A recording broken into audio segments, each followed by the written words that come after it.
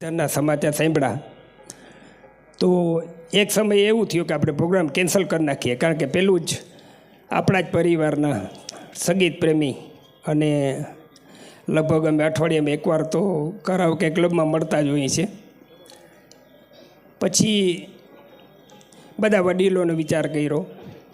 બરછા સાહેબે વાત કરી કે નટુભાઈ સંગીતના જીવ છે, સંગીતના શોખીન છે, અને જોગાનું જોગ એને જ્યારે એક્સપાયર થયા અને બીજે દિવસે આપણે સંગીતનો પ્રોગ્રામ રાખીએ, કુદરતી રાખેલ છે, તો આ તો બહુ સુબક સમન્વય થાય.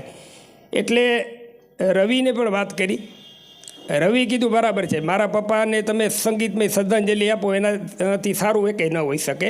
અને આમે સંગીતના જીવને તમે એના પ્રિય ગીતો, પ્રિય કલાકારો જ્યારે શ્રદ્ધાંજલિ આપે ત્યારે એ સ્વર્ગમાં બેઠા બેઠા પણ સાંભળીને આનંદ થાય એને. એટલે આ એક આપણે પ્રોગ્રામ જ નટુભાઈને અર્પણ કરીએ છીએ, આજનો પ્રોગ્રામ.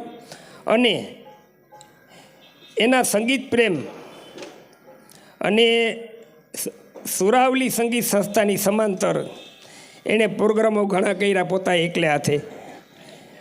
અને જ્યારથી સુરાવલી સંગીત સ્થાપના થઈ સંગીત સંસ્થાની, ત્યારથી આપણા વડીલ મુરબ્બી, માર્ગદર્શક, સ્પોન્સરર અને અનેક રીતે સંસ્થાને ટેકો આપેલ છે.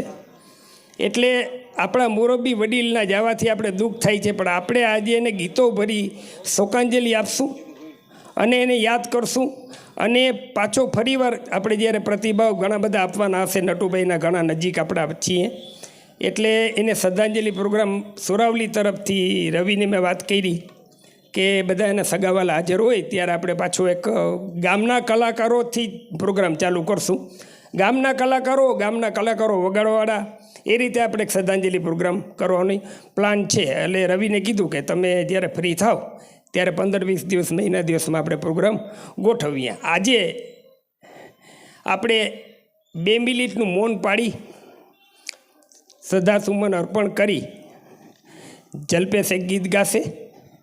પછી રાબેતા મુજબ આપણો જે પ્રોગ્રામ ચાલુ છે, બામરોટે સાહેબ તમને આવકાર આપશે, પછી રાજુભાઈ એન્કરિંગ કરશે.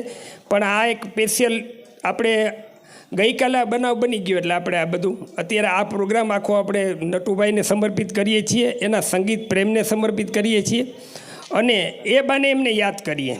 ખૂબ ખૂબ આભાર.